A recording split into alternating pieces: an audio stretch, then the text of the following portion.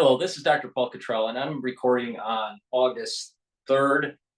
And in this video, we're going to go over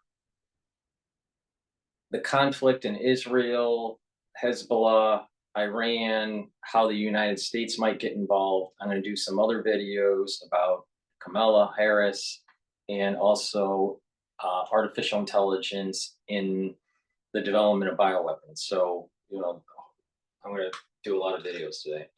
So in this video, we're going to start with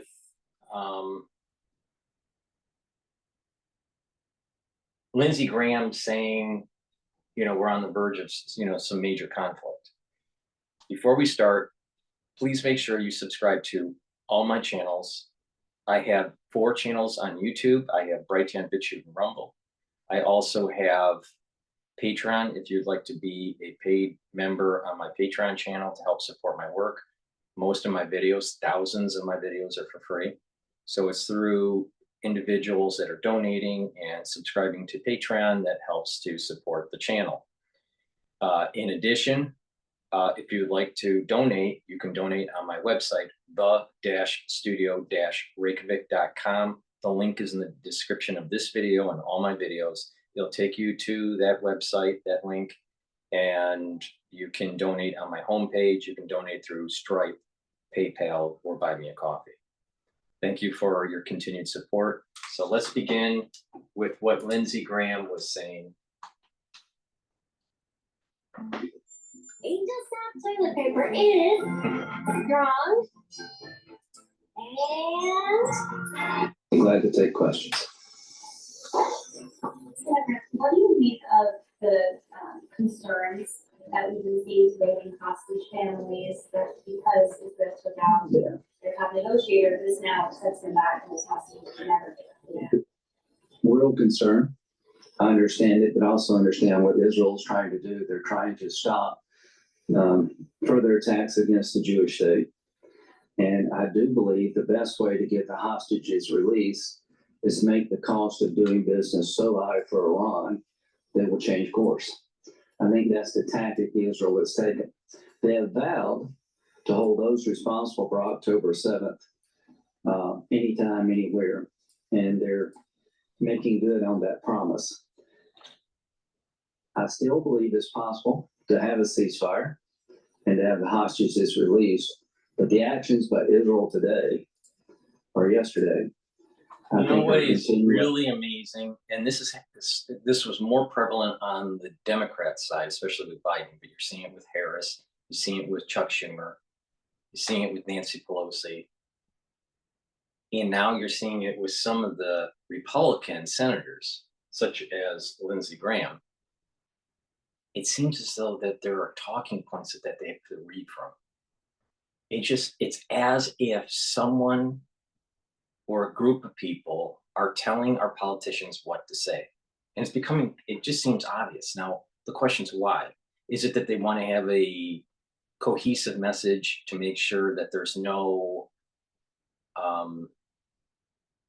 accidental crossfire between policy? Maybe.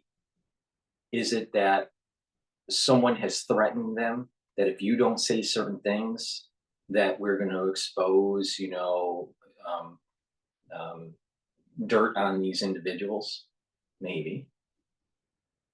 Is it that there's a code in the message, and it's important the way they say it, so they know what the code breaker would know what to look for or what that message is intended for. For example, perhaps, I don't have proof on this, but perhaps there's a message that is read that seems to be answering a question from the reporter. The reporter doesn't know. They're asking a question. You know that they're going to ask this kind of question, so you write an answer, and every other word or every third word or the first word of every sentence is telling the receiver of this message what to do. Maybe it's involved in trading. Maybe it's involved in operations. to either start or to stop. Maybe it's a signal to other government heads, to coordinate a certain policy with us. I just find this so odd that it's becoming so prevalent and obvious that they're doing this, that they're reading off of some sort of predetermined statement off of some sort of reporter's question. Now, it happened a lot with the secretary of the press, the press secretary, in the Obama or in the Biden administration. Biden was reading off of cards that was well known, and he even said he was. It's obvious that Kamala is doing something very similar. That if she's off script, she tanks. So her issue is competence. The issue with Biden was probably competence, because they were afraid that he would go off off the tracks. But Lindsey Graham is a well-seasoned, articulate person in the Senate. He doesn't need talking points to literally read off. You're seeing this also in the military, by Lloyd Austin, Blinken, and Kirby. They do it too. What is going on? That's a big, it's just like, what is it? Is it incompetence and they need to, they're just getting dumb because of smartphones? Smartphones are making everyone dumb. Is that it? Is it that they're telling us they have a coded message within the statement? Is it that they're worried about crossfire with policy and they just want to be on the same page? Is it all the above? I don't know, but it's odd because I don't remember other years it was like this. I mean, the Trump administration was pretty off the cuff. I mean, it was, but it was okay because it looked real. Now it's looking like it's all orchestrated. A policy that served the Jewish state well. He's reading it. He's reading it. Why? Jeff Bradley, I just want to ask, just over a week ago, Secretary Blinken said that Iran is about 1 or 2 weeks away from developing materials to develop a nuclear weapon. Would that be enough under this legislation to ask the U.S. military to?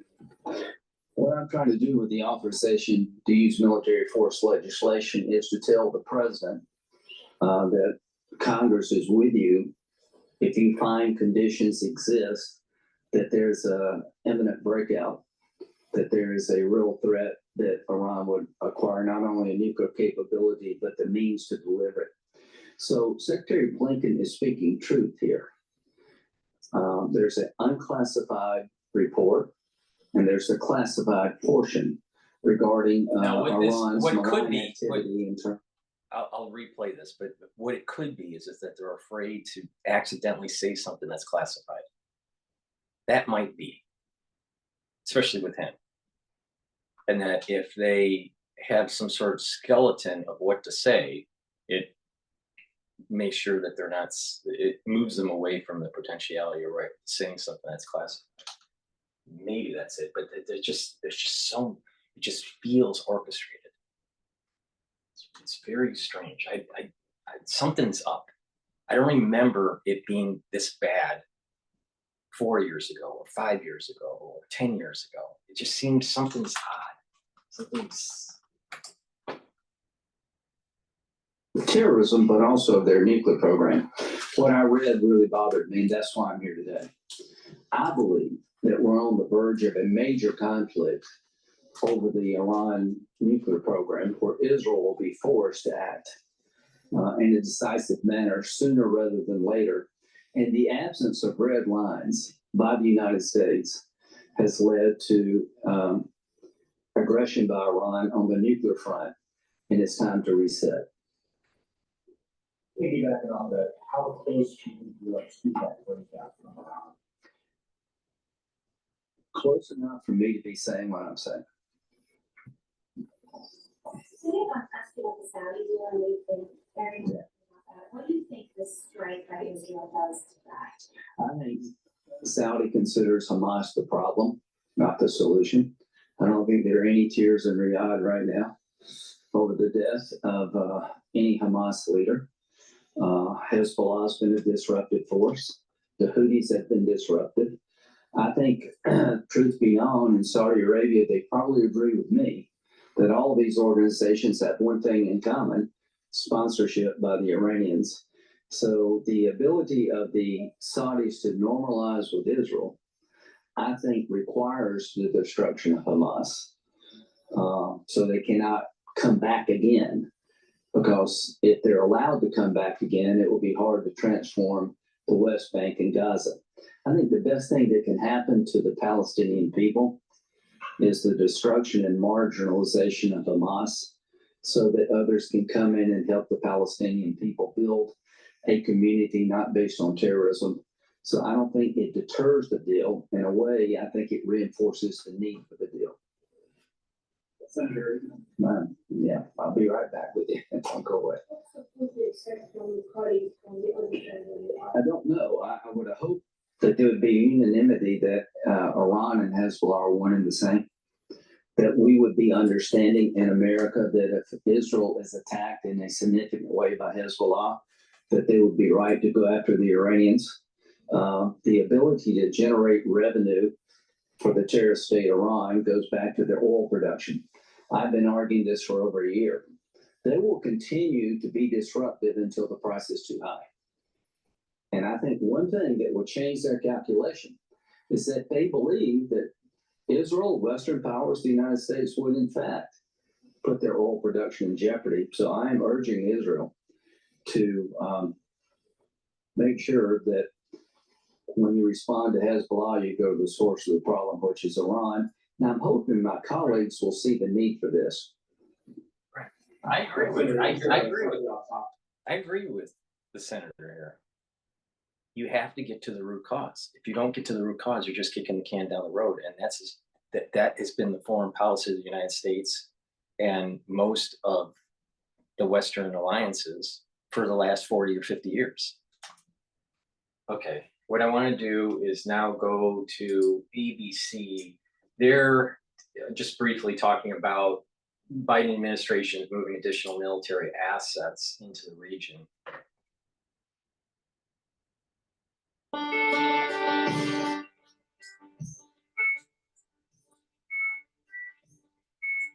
Overseas now to the Middle East. Before we do that, please go to my store, the-studio-reykjavik.com, and help support my work and help to improve your health. Follow my protocol on how to slow down the aging process, to get healthy, to boost up your immune system. Some of the products that I offer that will help with your health and improve, your existence is structural nanosilver products that I have. I have structural nanosilver soaps. I have different varieties, but this one that I have on the screen here is charcoal tea tree. It's a high quality soap. Get a few bars of this for your household. I have different versions of these structural nanosilver soaps. Help to neutralize pathogens. It's a very high quality soap. It's a lot better than Dove. It's really important to take a structural nanosilver liquid. I have 3 different types. I have Max 14, Max 35, and then I have the structural nanosilver with ppm of 30. They're at different price points, but basically what you do is you take a teaspoon of this a day. It's a liquid. You swish it in your mouth, you gargle with it, and you swallow it. What that does is it neutralizes pathogens, improves your oral hygiene, and improves the mucosal barrier that protects your epithelium, the lining, preventing pathogens from breaking through. So this is how you can neutralize pathogens, improve your mucosal barrier, and improve your oral hygiene. So take a teaspoon of a day. If you're not feeling well, take a tablespoon or 2 a day. I have it in 30 ppm, which is this one. I have it also in a 14 ppm and a 35 ppm, with the max 35 and the max 14. So go to the store, the-studio-reykjavik.com, and get the structural nano silver liquids. If you haven't already, purchase a applicator set. In the applicator set that I have on my store, it has a spritzer, a dropper, and a nasal spray. You just put a little bit of that liquid into these bottles, and you can carry it around in your bag. So you can spray surfaces, it'll neutralize pathogens that way. You can spray it on the back of your throat. The dropper, you can put it in your mouth, and in the for the nasal spray, you can nasal spray your nostrils with the structural nano silver liquid. This is a great set, and it allows you to carry structural nano silver liquid with you no matter where you go. Lastly, I have a structural nano silver gel. I have it in a tube form. I also have it in a dispenser that you can carry in your bag. Both products are used the same way. They neutralize pathogens on the surface of your skin. So you just put it on your skin, it'll stay active for 5 hours. You can put it around your mouth, your nose, your ears, around your eyes, lightly coat your nostrils, and it'll stay active for 5 hours, neutralizing pathogens. In addition, if you put it on a cut, it'll help to heal the cut because it's keeping the cut clean. Abrasions, it'll help to heal the abrasions, help to heal minor burns. In addition, you can put this on your skin at night and then exfoliate it in the morning when you wake up, and you'll notice that your skin is clearer and tighter, especially on the face. So you can use this as a daily skincare product. In addition, before you go to bed, you should lightly coat your nostrils. And what it will do is one, prevent pathogens. It will neutralize these pathogens, but not just that. You'll notice that you'll be able to breathe better at night, especially if you snore. Just lightly coat the nostrils, and you'll have a little bit easier breathing. So this is a great way. This is a great product, multi-purpose product. I believe in multi-purpose products. So you use these products the same way. So go to the store and get the structural nano silver gels that I have. That's the-studio-reykjavik.com. It's the-studio-reykjavik.com. The link is in the description of this video. High alert as Iran vows revenge for the assassination of a top Hamas leader in Tehran. The Biden administration promising additional military assets to help defend Israel, while the president is also trying to de-escalate tensions in the region. ABC's Matt Rivers in Tel Aviv tonight. Tonight, the Biden administration bracing for a potential escalation in the Middle East. The Pentagon announcing it will deploy additional U.S. cruisers, destroyers, and fighter jets to protect Israel. The secretary will be directing multiple forthcoming force posture moves to bolster force protection. It comes as Iran and its allies promise to retaliate following the assassination of top Hamas political official Ismail Haniyeh in Tehran. In April, Iran coordinated an unprecedented direct attack against Israel in response to a deadly strike on the Iranian consulate in Syria. The U.S. and its allies helping intercept nearly all of the more than 300 missiles and drones targeting Israel. Amid concerns of another Iranian retaliation, today Haniyeh's funeral prayers taking place in Doha. Sources say Haniyeh was killed by an explosive smuggled into his room at an Islamic Revolutionary Guard Corps guest house. The device stashed inside roughly 2 months ago as part of an Israeli plot, as first reported by the New York Times. You know, what is interesting is that now, of course, early reports could be wrong, but the early reports were saying a drone was flown into a window. Then there were some reports that it was a missile strike. So, but I'm sure the missile strike obviously was a false report. But was it a drone that flew in through the window, or was it actually a explosive device that was put there months ago? I don't know what the real story is. The assassination threatening to upend ceasefire negotiations between Israel and Hamas. President Biden saying he fears the violence could escalate. The chance for a ceasefire ruined after the assassination of the It's not helpful. And with the Pentagon not providing any specific timelines for when those additional military assets will be put in place. Meanwhile, across Israel tonight, authorities urging people to stay close to their safe rooms and have a couple days provisions on hand in case of power outages. Matt Rivers, thank you. I think Israel's worried that Tel Aviv is going to get hit. All right, I want to go to DW because 11 minutes ago, there was a video. Say you're an independent business, like a photographer, or a marketing consultant, or designer, or one of thousands of professions that sell. Okay, this Israeli video, airstrike on a view. this video is about the airstrike on a vehicle in the West Bank. Kills Hamas commander. So Israel's definitely ramping up activity. In the occupied West Bank has killed a Hamas commander. That's according to a media outlet linked to the group, which is classified as a terrorist organization by many countries.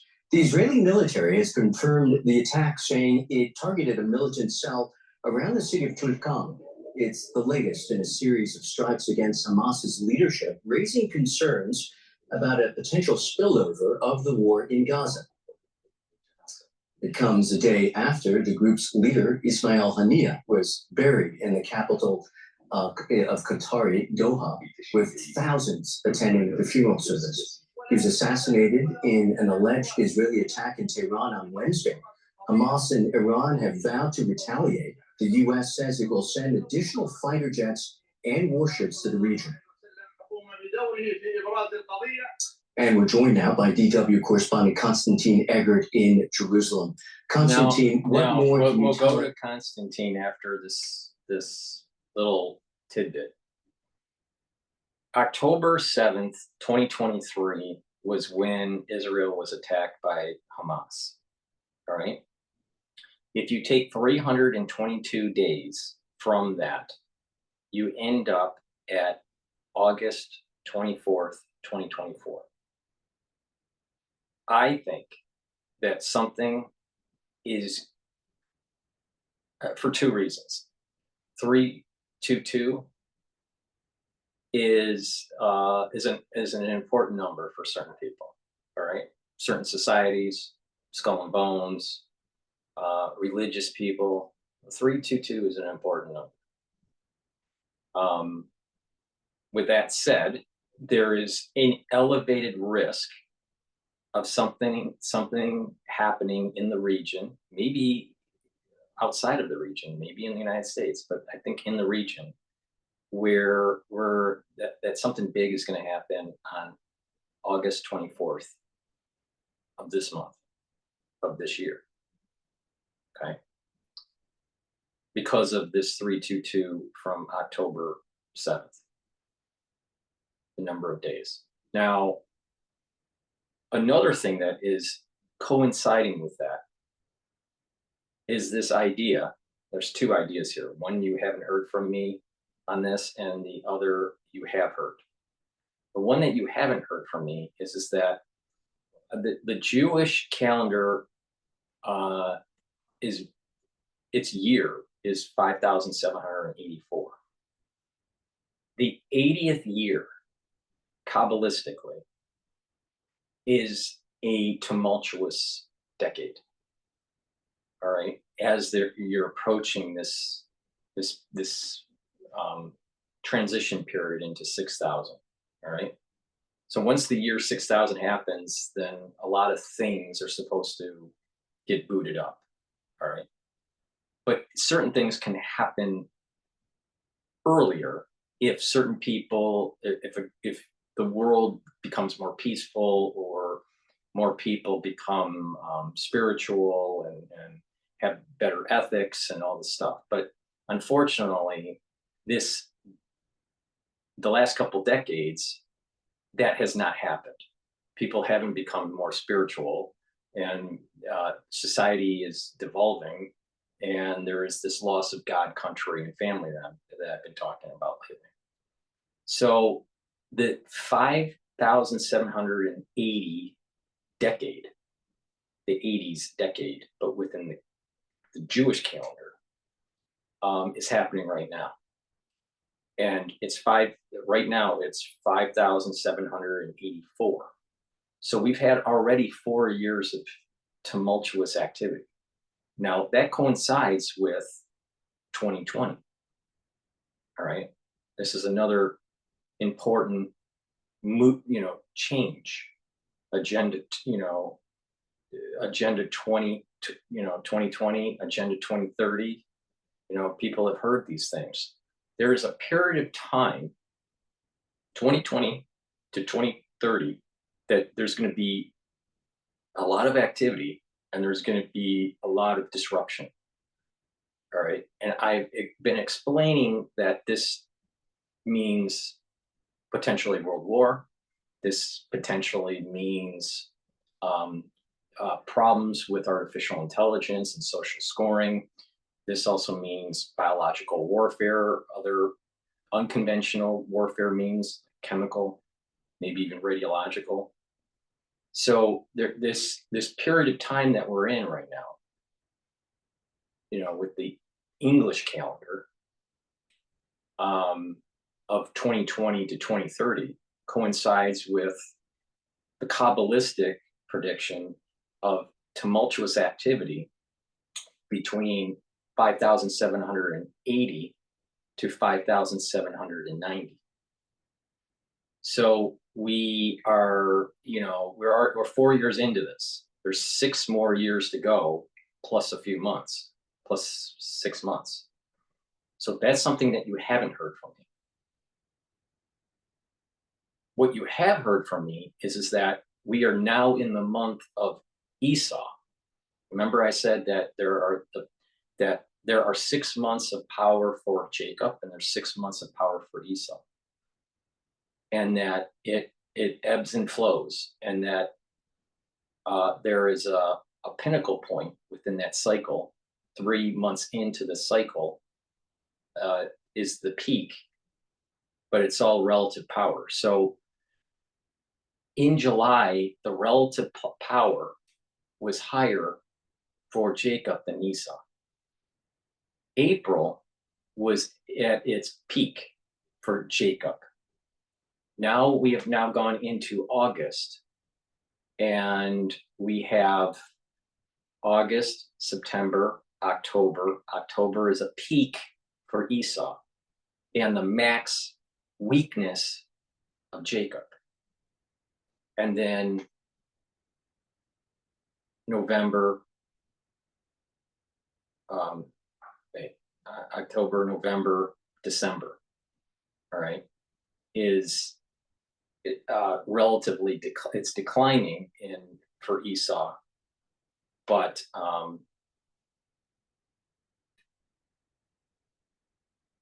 it's still relatively higher than Jacob. Then January comes of 2025, and then this cycle is reversed, and Jacob is now gaining strength and Esau is losing strength. So, and Jacob is relatively stronger till it's peaking in April.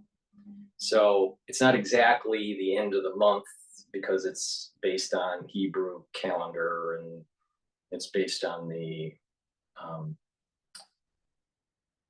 month cycle that's lunar, not solar. So there's a little bit of a little bit earlier, a little bit later within, depending on the year and how these dates and strengths rise up. But in general, that's how it works. All right. January, February, March, April, May, June. Right. But it's like the tail end of January. So it's like part of July. So that was the weakening, that was that area is the strength of Jacob. Now what we have is August is strengthening for Esau. September, October is a strong month for Esau. And a lot of bad things happen in October if you pay attention, or even in September, as Esau is gaining strength and Jacob is losing relative strength. So October, November, December, January, and then parts of January near the tail end, it switches back to Jacob, and Esau is losing strength. So you got February, March, April. So, but there's a little bit of a play of a couple weeks plus or minus. So this is the reason why it doesn't fully align with the English calendar. But the soul roots are changing now. We're at a point where Jacob is lost strength and Esau is gaining strength. And this is the reason why I was saying in April that Israel should have made their military moves and not have been held back by the United States when it came with striking Iran or even Hezbollah. The moment to hit was in April because of these soul roots going up and down, right? So April's a really strong month for Jacob. October is a very strong month for Esau. And now we have lost the advantage, right? Jacob has lost the advantage, and now Esau is gaining the advantage from the soul root perspective. And now you're hearing this ramp up in October, September. You know, I think something big is going to happen. Now, if you use the 322 date from October 7th, that is August 24th. If you use the peak time period for the soul root of Esau, it's around October, maybe even the tail end of September. I have been saying for a while now that I am concerned with the date September 24th, 2024. I don't know why. I have this sense that it's tied to the UN. I see the color blue. I see it seems to be kind of a radiological aspect to it, nuclear aspect to it. It's definitely tied to something with New York and the UN and the Middle East. Now, what that means, I don't know. But these dates or periods are really danger zone for us, all right, as human beings and as of Americans, all right. August 24th, 2024, September 24th, 2024, and this very strong soul root for Esau in October. Now, what that all means, I don't know. But I'm just saying, and there's something up, and then so you got to look at the metadata. You got to look at all these data points to see what's aligning with what I just said. Now, I have explained why. I'm not just coming up with these dates. I've explained why these dates are of significance and why there are higher probabilities of it happening. Okay. August 24th is the 322 date from October 7th. September 24th is the beginnings of this zenith point for the cycle for Esau. Carries on into October. And there is this kind of like psychic feeling or just something's bothering me that is tied to blue, the UN, New York, the Middle East, and radiological. I don't know what that means, but I just sense it. Now that's intuitive. I can't give you like, okay, go to this reference. But the other concepts that I said about soul root and the 322, those are, you can understand on why I'm coming up with those dates. So pay attention, something big is coming. Now, what that means, I don't know. Maybe it's just world peace. Hopefully it is. But there just seems to be a lot of things happening in Ukraine, with Russia, with Iran, with Israel, with Lebanon, with the Palestinians, with China. Who's running the store at the White House right now? There seems to be a concern of who's actually the president. Who is the president? Is it Biden? Well, officially it is, but is he really making decisions? If someone's making decisions, who is it? Who's writing the things that he's saying on the cards? Same thing for Blinken and Kirby and Harris, even for Lindsey Graham, Senator Graham. Who's making the decisions, or who is corralling the options for the decision maker? We don't know. That's scary. That's scary. JFK said, and he warned this right after the Cuban Missile Crisis, that it is so easy for the military to nullify the presidency. Is that what we're seeing? The military nullifying the presidency? Or some sort of lobbying group that has control of the military nullifying the presidency? Something is up. Something is up. So before I continue on with, I think his name was Dimitri, please go to my store, the-studio-reykjavik.com, and help support my work. Where else are you getting kind of this unique perspective of these world events and the accuracy of what I've been saying? All right, especially the warnings of bioweapons and unconventional warfare. Blueberry structural nanosilver drops, really important to help mitigate allergies and the cold season. So what it does is it'll neutralize pathogens and create those secretions to help protect that mucosal barrier that I was mentioning earlier. So you should have a few bags of these drops. It's in 100 count. The moment you feel an irritation, either because of allergies or because of the cold season, start taking the lozenges and the drops right away. It'll help to neutralize the pathogen and secrete and protect that barrier so it doesn't get worse. You want to do that right away, right away. Honey and lemon drops in the 100 count, and I also have elderberry and zinc in a 21 count. So get a couple bags for your household to be ready for the cold season. Cold season starts in September, so that's 1 month away. So it's time to start getting ready for it.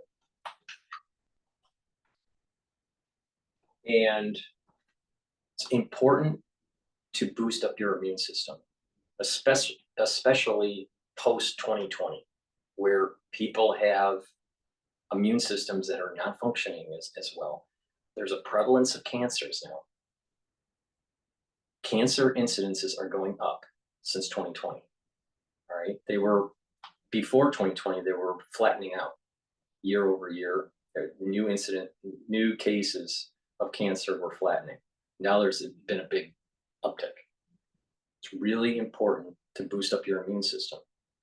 There are many different products that I have on my store that boost up your immune system. And one of the great products that you should be taking every day is lignans. Lignans is a powder. You just mix it with your food or water. Take it every day, and it'll help to boost up your immune system. It's for males and females. It'll also help with hormonal health.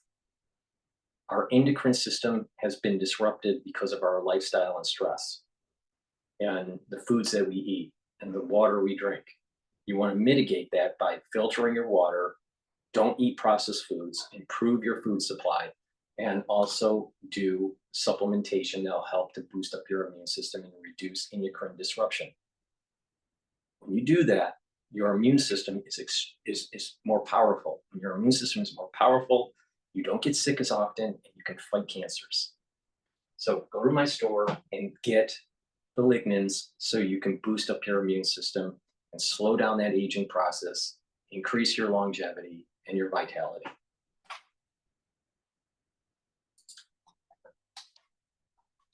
About the Israeli army operation in Tutkan. Well, the Israeli officials are saying that it seems like it's a veritable battle that was going on in Tulkarm today. The Israeli army confirmed that it had to strike Hamas fighters again with another drone strike. They did confirm that they eliminated 5 people in this first drone strike. They were in a car, and they said that the local commander of Izzeddin Qassam brigades, which is essentially a military wing of Hamas, was eliminated in this strike. It seems like other fighters may have been killed in the battle with the Israelis. So yes, Tulkarm today was definitely a flashpoint, but to add to that, the Israeli army and Israeli security forces said that they struck a car, struck a Hezbollah commander in the south of Lebanon today. So it's in a completely different area, in different countries. So it was a very, very unquiet day today in Israel. Well, with the war still raging in Gaza, daily clashes in the West Bank, a bona fide northern front along the Israel-Lebanon border, which you're just now referring to, and a threat of retaliation from Iran and its proxies, are we seeing a shift in Israeli strategy? Well, I would say that it's not yet a front in the north, although, of course, the situation becomes more and more tense there on the Lebanese border. As for this strategy, I do think that the Israeli government, the Israeli security establishment, the army establishment always consider the possibility of a war on 2 fronts. So I do not think it's anything spectacularly new, but yes, I think the cumulative effect of these many clashes produces this feeling that the situation is indeed very, very hot. And yes, you feel it here in Israel, although I looked out the window today, it seems like very quiet in Jerusalem. But at the same time, Michael, news keep coming that more and more airlines, for example, are canceling flights to Israel and to neighboring Lebanon. So indeed, tension is growing. Konstantin, just quickly, according to Israeli media reports, a high-level Israeli delegation has arrived in Cairo for truce talks. Ismail Haniyeh, of course, was the chief Hamas negotiator before he was assassinated. Where does this leave talks and the hopes of Israeli hostages and their families? Michael, indeed, if these reports are true, then both main security chiefs of domestic security and foreign intelligence of Israel are in Egypt for talks with the Egyptian security establishment. I would say it's still early to say that it's some kind of movement with regard to Hamas, but definitely Egypt was always very instrumental in everything that concerned Gaza. So it is an interesting sign, bear in mind the fact, as you rightly said, that Haniyeh was killed just 2-3 days ago.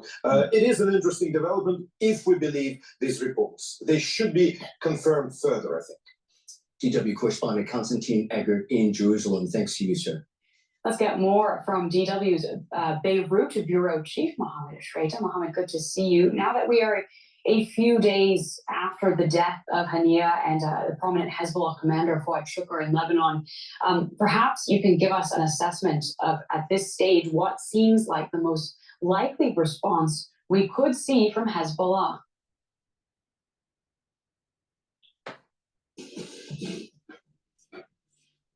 Your company's workflow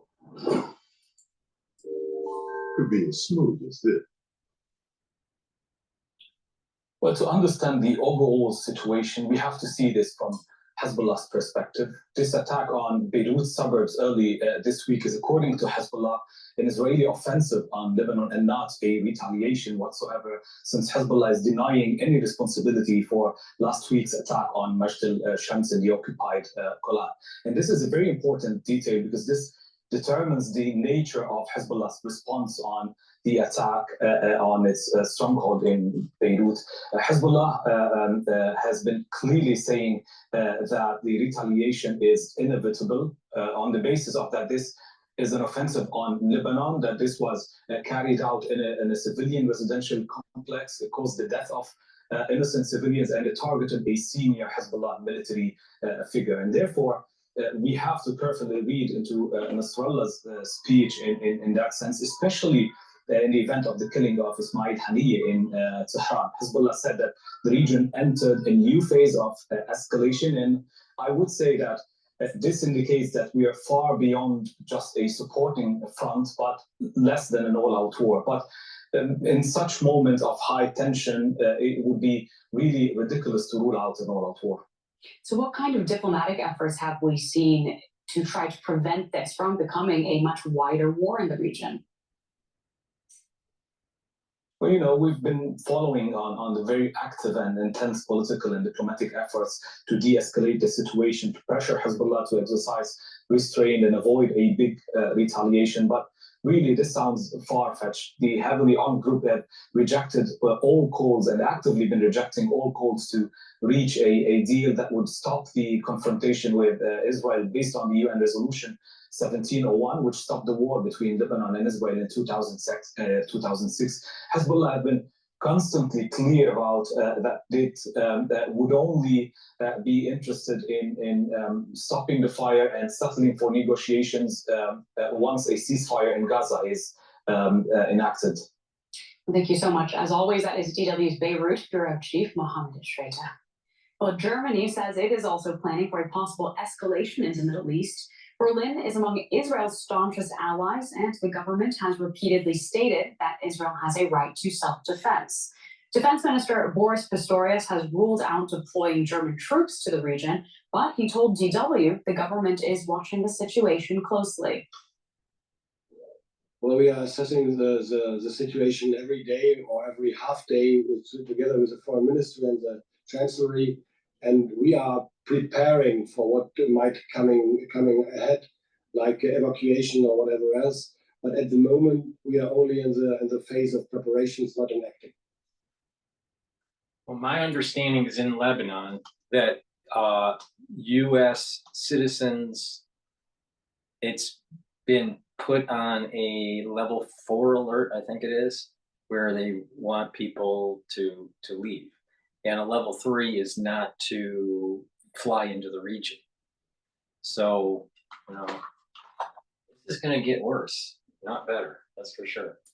So let's go to Fox News Business, what they have stated here. Wix gives you the power of AI to build the website you need with full business functionality. And I do want to go right now to Dan Hoffman, the former CIA station chief in Moscow, Fox News contributor as well. You know, Dan, I'm looking at this. I'm looking at, Russia celebrating the return of hostages it had abroad, some of them not very nice fellows, and how he's sitting pretty. Then I see what's happening in Israel with an expanding war that you were on top of before most people. And you would think that's the environment for global turbulence, might still be, but are you surprised you don't see it reflected in markets you normally would, like oil? You know, I'm not so sure that the oil market has been significantly impacted right now, at least, by the conflict in the Middle East. There's an impending conflict, something that could be quite worse, that's out there on the near horizon, because there are no more red lines in the Middle East, and both sides, all the sides, are using munitions of increasingly sophisticated violence, and it runs the risk of a miscalculation. Israel took out 3 key leaders, 2 leaders of Hamas and 1 from Hezbollah, and they're seeking to restore deterrence, but it risks creating a cycle of escalation. Russia, of course, is exporting their oil, but it reduced prices to India and to China. But I would just say, Neil, the world is right now, I would argue, facing more critical threats, we are in the United States, to our national security than ever before. And it might not be reflected in the markets today, but it could be in the coming days and weeks. You know, the irony, and you and I have discussed this before, is the market by and large have ignored all these scary developments dating back to the October 7th attacks themselves. And I'm always amazed by that because just, not that I would say it would be another Arab-Israeli 1973 war, but it could have been, and it still could be, to your point. And yet it's not reflected in that. I always wonder whether we, as a collective planet, merrily go our own way and ignore what could be unraveling out there. Maybe we're just eternal optimists. Look, it's called cognitive dissonance. Hezbollah, Iran, Israel, the United States, we've all said that we don't want a wider war. But let's remember that we're facing a major war in Europe for the first time since the Second World War. And that has had significant implications for the global economy. And yet, we're dealing with the fact that the Houthis have disrupted trade in the Red Sea and caused insurance rates to grow up quite significantly. But the global economy is absorbing all of those mini shocks. I wonder whether the big shock is out there on the horizon.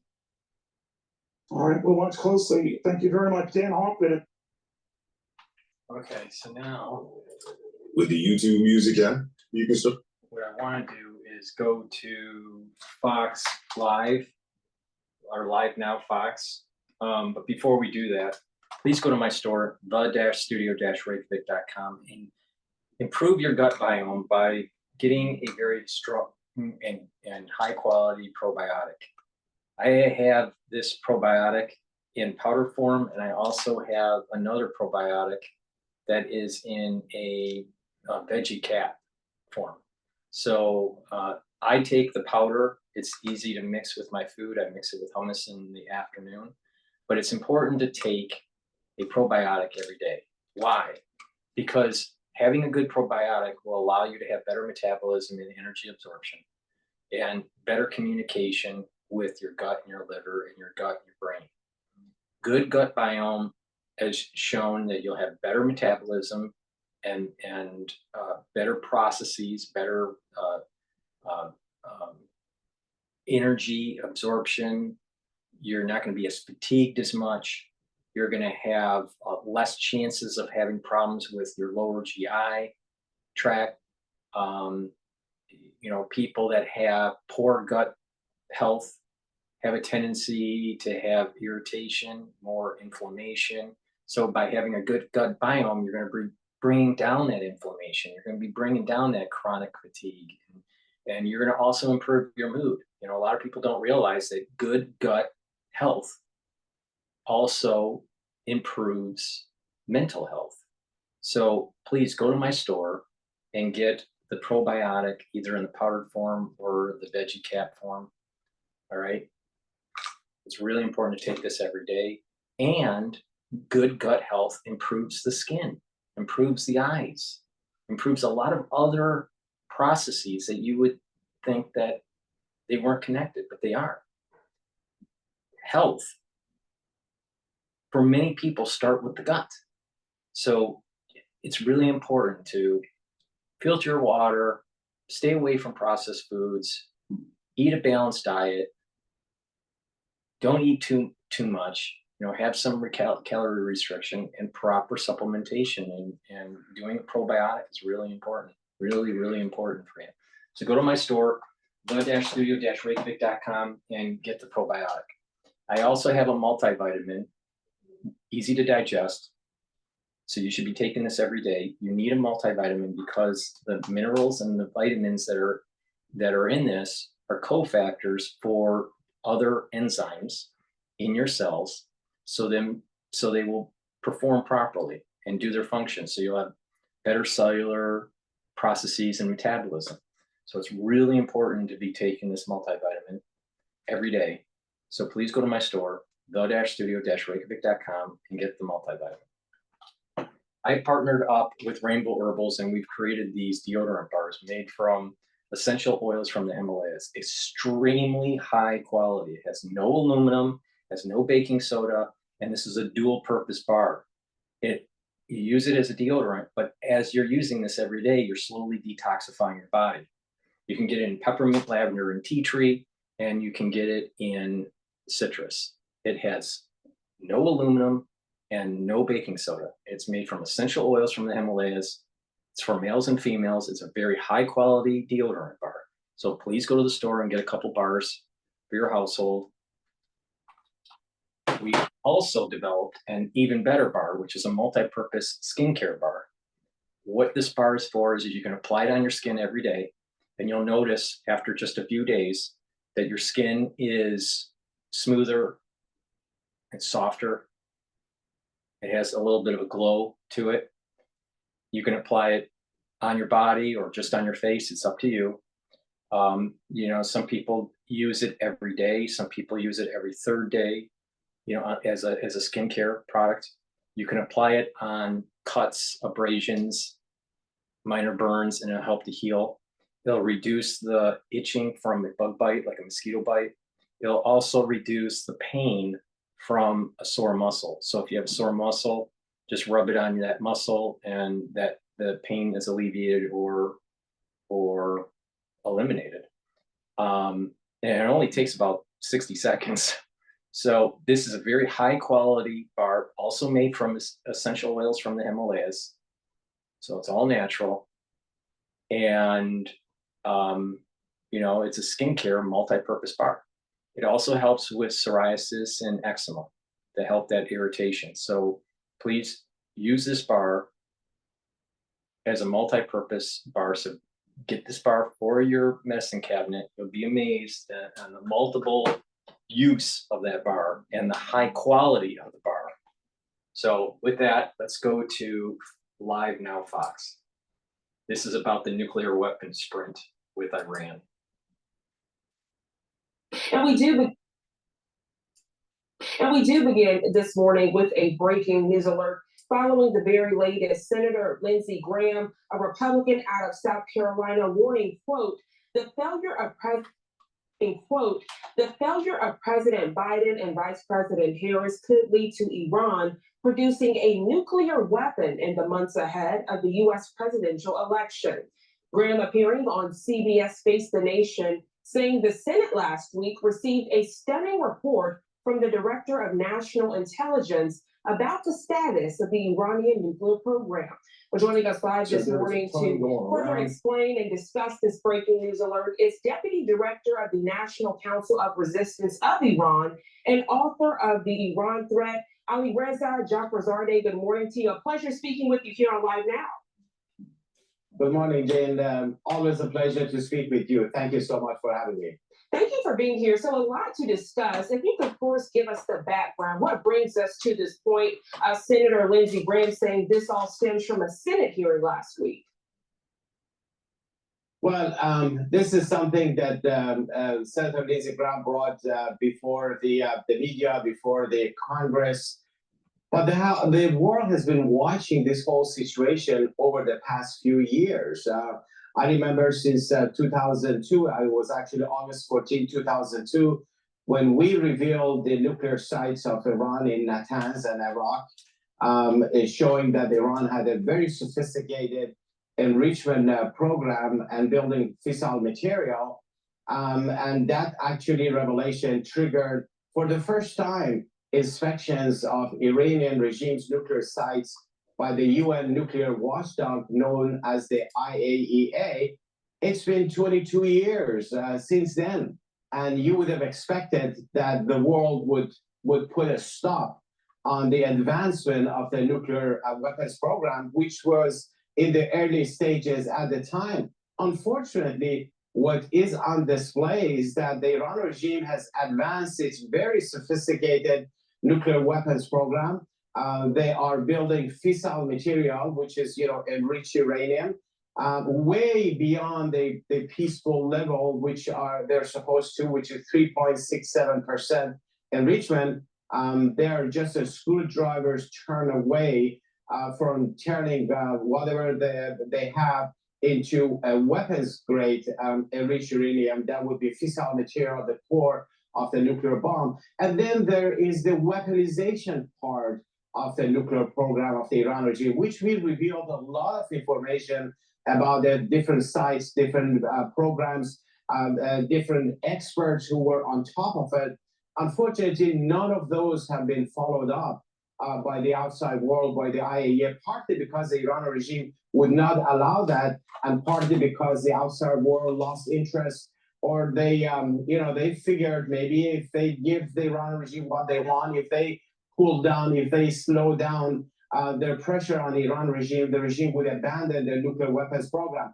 That hasn't been the case. They also have the delivery system, the advanced missiles that we revealed a lot of information about that. So combining all of those things gets you to where Senator Graham appeared before the media, before the U.S. Senate, expressing serious concerns about the development of nuclear weapons program of the Iran regime. Remember, the nuclear program of the regime since day one has always been about the weapons program, building the bomb. It's not about energy. It's not about nuclear energy. It has no peaceful nature whatsoever. It's controlled and run by the Iran regime's revolutionary guards and under the supervision of the supreme leader. And that's why I think we need to see, this is one of the reasons you need to see a change of policy regarding the Iran regime that would hold them accountable for what they're doing outside of Iran. Oliver, there's so many great points you're making. And, we hear time and time again people say, well, we need to go in and dismantle this program. But what you just said, I think it starts with a policy change, because it's not as easy as just saying, okay, get rid of the program. And then people say, okay, we'll get rid of it. Absolutely. The Iran regime just looks at the outside and just feels how much room they have for maneuver. They have, in addition to their nuclear weapons program, they have these proxies around the world that they fund, they train, and they use them when they need them in order to advance the policies of the Iran regime. And then they have these very same repressive systems, the very same revolutionary guards that is behind the nuclear program, that is behind the missile program, and behind the proxies. It's the same force that is suppressing the people of Iran. And over the past couple of years, there was some attention in the world to the uprisings in Iran that they thought that, well, this is something that we have been overlooking. But the regime manipulated the outside world, making them believe that they are in charge. And that's not the case. Since 2017, 2018, there have been 9 rounds of major uprisings in Iran, engulfing all 31 provinces of the country, over 280 cities. People have been calling for change. They want to bring down the Ayatollahs and establish democracy and freedom. The organized resistance that exposed all these nuclear sites. This is why I keep on saying that the Obama and the Biden administrations gave them runway for nuclear development while Trump did not. And the Biden administration holding back Netanyahu allowed for Iran to also have runway developing nuclear capability. It is important to knock out the Ayatollah. It is important to knock out the nuclear capability of Iran and let the people of Iran have a democracy, not a theocracy. But you have people that are isolationists in the United States that don't want to intervene. And by not intervening, we now have potentially another nuclear player in the region. And that is an existential threat to Saudi Arabia. It's an existential threat to Jordan, and it's an existential threat to Israel. This cannot happen. So we have to make sure it doesn't happen. That means the Ayatollah needs to be totally destroyed. The theocracy of Iran needs to be totally obliterated. And the nuclear capability of Iran completely destroyed. Now, I don't think Israel can do it alone, but they shouldn't do it alone, because there is an incentive for the United States to not have a nuclearized Iran. So sometimes you have to break eggs to make an omelet. And this appeasement or this isolationism that we're seeing in the news, or even in social media for the United States is not helpful, because it's just giving runway to the Iranians to go and have nuclear capability. And our options become less. The optionality of striking become less, because now you're dealing with the nuclear power. And I just like, everyone is just an idiot that's running the show. You got to find an issue, get to the root cause, and solve it. And if you just try to do it diplomatically and you're not gaining ground, then you need to go with force. A nuclearized Iran is unacceptable.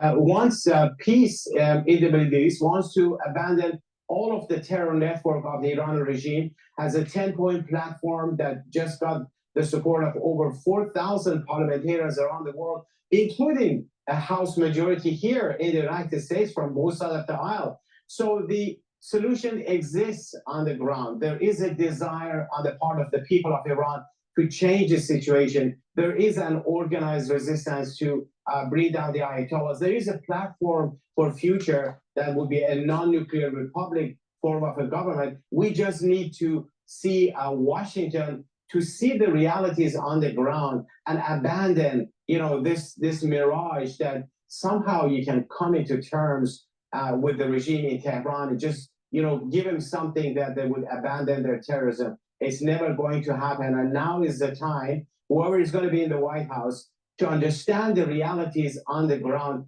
and build their policy based on those realities. Alireza, so the question for many this morning is what's next? Because as we discussed the U.S. presidential election, if we're being honest and candid this morning, there are already security concerns surrounding it. We just saw what happened at that campaign rally with former President Donald Trump. And then you add this into the discussion, the threat of nuclear weapons, that heightens the senses of viewers. And for many, it makes them worried and scared.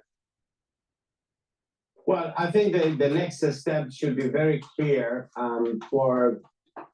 If you're worried about assassination attempts, CIA operations, and nuclear proliferation, and you can't go to sleep, please go to my store, the-studio-reykjavik.com, and get the Good Night Formula. You need 3 cycles of REM sleep a night.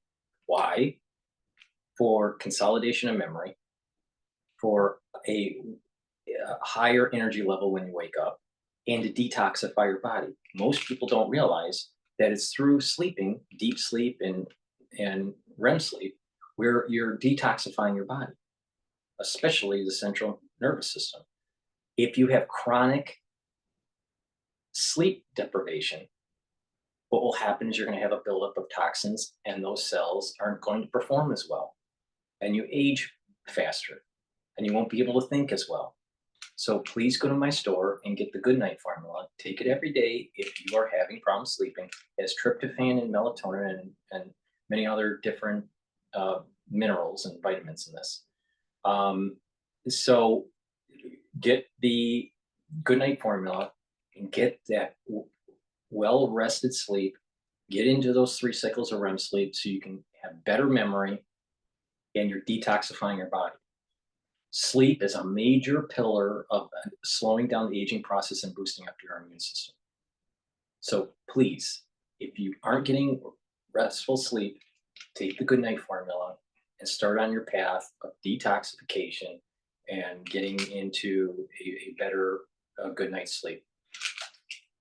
And you'll be able to concentrate more at work and at school or whatever. And when you're rested, you can solve problems better.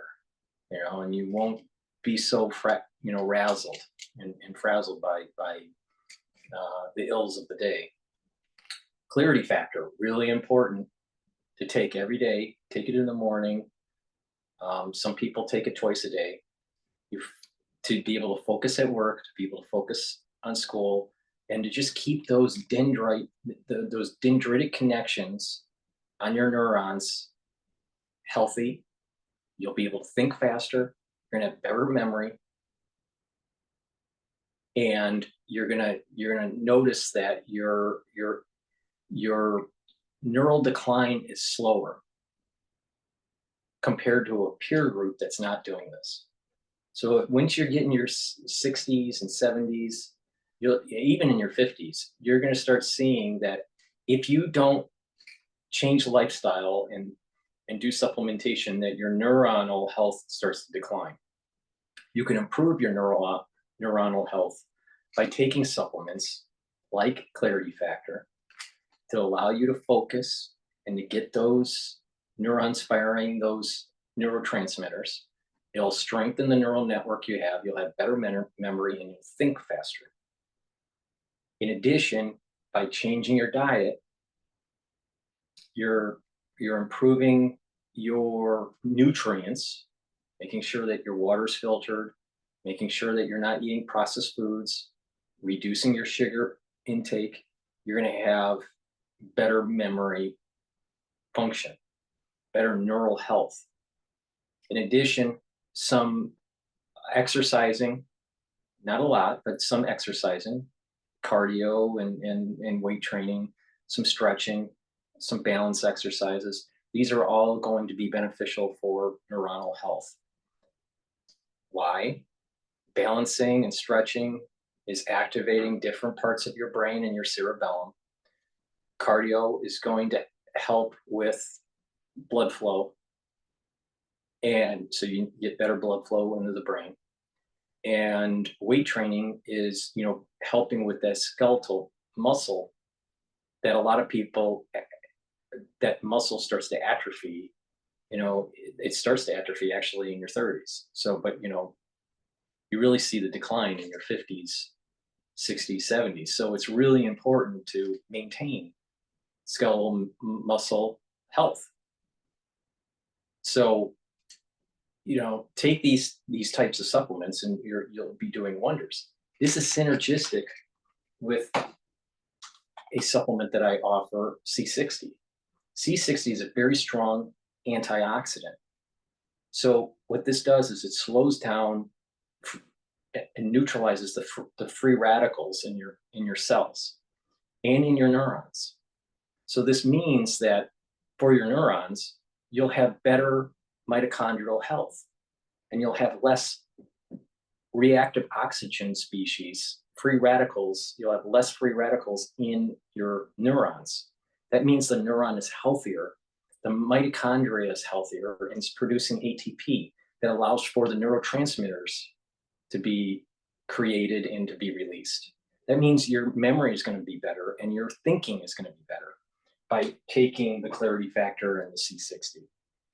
This is a very strong antioxidant. You can get it in a 2 ounce, a 4 ounce, or an 8 ounce configuration on my store, the-studio-reykjavik.com. Link is in the description. You get it in avocado oil, MCT coconut oil, or in extra virgin olive oil. Why is it in an oil form? Because C60 is lipid soluble. It's not water soluble. So you need to absorb it through an oil form. It's better to take it on an empty stomach for better absorption. You take a teaspoon of this a day. It's a very strong antioxidant. It's going to help with all the cells in your body, all right, to bring down those free radicals. But like I said, it's synergistic with certain things that are on my store that will help to boost up the process. This will help to slow down the aging and help to build up more energy. So please go to the store and get the C60 in a 2 ounce, a 4 ounce, or an 8 ounce configuration in avocado, coconut, or extra virgin olive oil.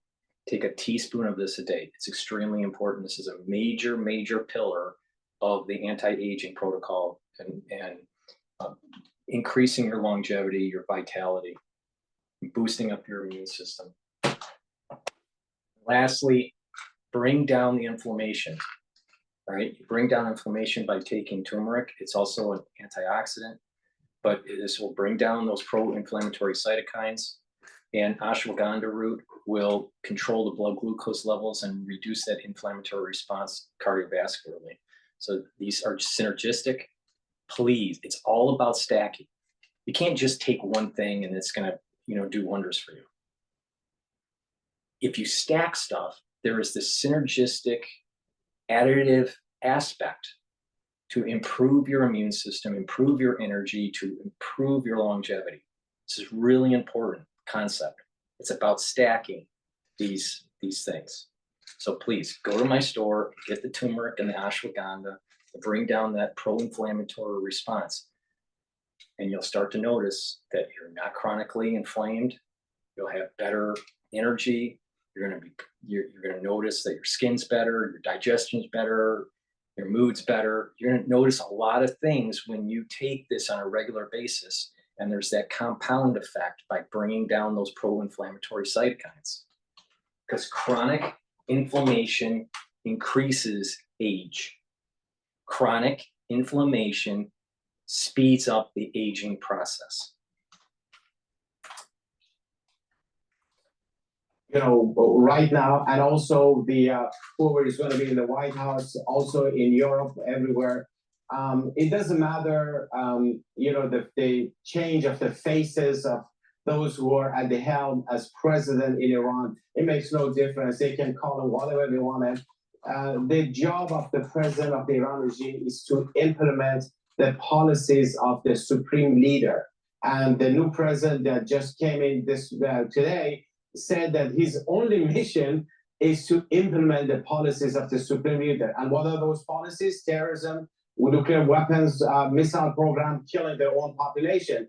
So they have to understand that. So what they need to do is to build pressure on the Iran regime, hold them accountable. You don't want to ease sanctions. You don't want to give under any pretext money to the Iranian regime. The sanctions were eased over the past couple of years. In a matter of 3 months, 3-4 months, past 3-4 months, the Iran regime has made over $95 billion as oil revenue. This is happening at the time that the Iran regime, using their proxies, Houthis in the Red Sea, are causing problems for the commercial shipping that affects the lives and the livelihood of millions and millions of people around the world, including the United States. So you hold them accountable. You don't give them money. You don't ease sanctions. You want to bring back all of the sanctions that existed before when the United States left the JCPOA, put back the sanctions at the UN Security Council. You want to definitely go through that route. Second, you want to recognize the right of the people of Iran who want change. And I'm not just talking about intellectuals. It's a wide sector of the Iranian society in all over the country, different sectors, who want regime change. You want to stand on their side. You want to recognize their right that they can and they should have the right to bring down the repressive regime. The same way change occurred in the United States 250 years ago, the people of Iran have the same right to do that. They have the right to confront the repressive Revolutionary Guards who are behind the bombing, behind terrorism, and behind repression in Iran. That hasn't happened. And if the United States does that, it will overnight change the equilibrium, change the equation. It will put the outside world in an offensive position against the Iranian regime, as opposed to being defensive, always trying to defend yourself against the terrorism and the warmongering of the Iran regime. It will also significantly help the people of Iran because they feel that they're not left alone. They feel that their sacrifices over the years is being supported. And that's why when members of Congress put out statements in support of the Iranian resistance, in support of the 10-point plan for the future of Iran, that was very important. But that kind of policy should come from the administrations and from the governments. And I hope whoever is going to be in the White House come January will take all of those things into consideration. Obviously, Congress has a major role to play in pushing things into that direction, but the ultimate decision are the administrations. Ali Reza, truly a pleasure speaking with you bright and early this morning. We appreciate your perspective and expertise on this topic. Before we let you go, is there anything else you'd like to add? I know you are privy to a lot of closed-door meetings, so is there anything myself and the viewers need to be aware of before we let you go? Well, I think it's very important for the American public to understand that at the same time that there is a major threat coming from the Iran regime, at the same time, there is a solution that doesn't require putting boots on the ground, doesn't require appropriating money, doesn't require sending soldiers or anything like that.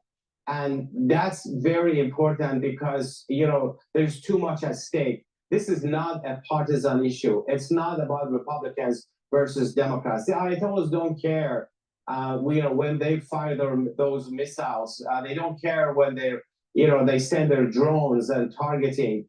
And they don't care when they, you know, they fund their proxies. They just want to hit the outside world, especially the Western nations, and keep themselves in power. That's why I think it's so important for the American public to focus on both the threat of the Iran regime, but look at the solution. They need to be very proactive in dealing with their members of Congress, reaching out to their senators, their House representatives, whatever party they are, highlight these things and remind them that the people of Iran want change. The people of Iran are actually the allies of the outside world, and all the United States need to do is to stand with them to recognize their right. And I think every American citizen can play a role. Ali Reza, truly a pleasure. Thank you again for joining. Please go to my store, the-studio-reykjavik.com, and get the D3 vitamin that I have. This is a gene expression cofactor, really important for different cellular processes, especially to do apoptosis, get a cell to go through apoptosis, definitely when a cell is infected. So this is why it's so important to take vitamin D3 when you're not feeling well. But you should be taking vitamin D3 every day. I take 10,000 units of this, all right? So I take two. This is 5,000 units, each soft gel. So I take one soft gel in the morning and another one in the evening, all right? I've been taking vitamin D3 for a long time. I mean, decades. And then in addition, this gene expression cofactor, it will help with cellular processes, but it will help to absorb calcium. So please go to my store, the-studio-reykjavik.com, and get the vitamin D3. With that said, thank you for listening to the show. Make sure you subscribe to all my channels and share the links of my videos. Thank you for listening, and have a nice day.